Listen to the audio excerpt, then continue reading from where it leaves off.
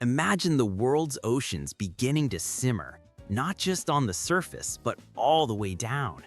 To boil the seas, you'd need to raise their temperature to a little over 100 degrees Celsius, a bit higher than freshwater thanks to the salt.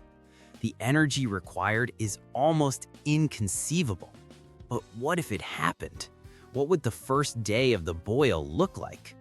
The immediate effect would be atmospheric.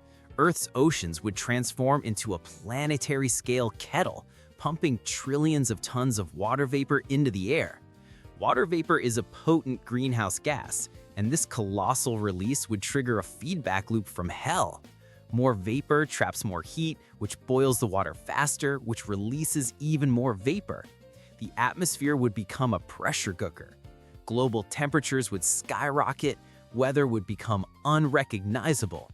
Hyper-hurricanes fueled by limitless moisture would scour the continents.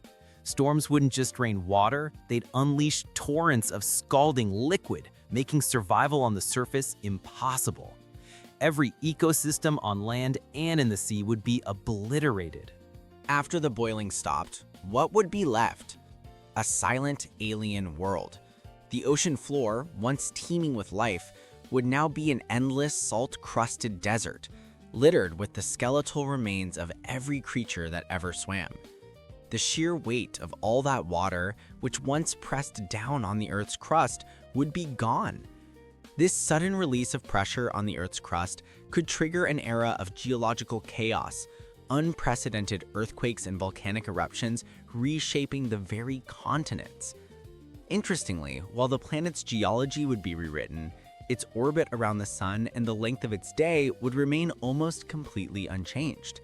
A small, strange piece of stability in a world utterly destroyed.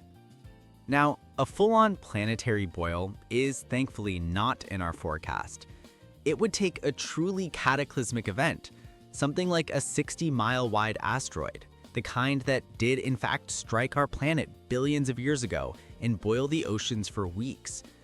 Or a runaway greenhouse effect far beyond anything we are currently projecting. Earth has stabilizing mechanisms that make it resilient. But this extreme thought experiment isn't just science fiction. It's a lens. It forces us to look at the more subtle and far more real ways our oceans are approaching their breaking points. The true danger isn't a global boil. It's a critical system failure. And scientists are watching one right now. It's called the Atlantic Meridional Overturning Circulation, or AMOC. Think of it as the planet's circulatory system, a massive ocean conveyor belt carrying warm water north and cold water south, regulating weather for entire continents. And it's weakening. Some studies warn it could begin to collapse as early as 2055. The consequences wouldn't be boiling seas, but they would be catastrophic in their own right. Plunging winter temperatures across Europe, devastating droughts as monsoon patterns shift, and accelerated sea level rise along the US East Coast. It's a different kind of apocalypse, slower, more insidious.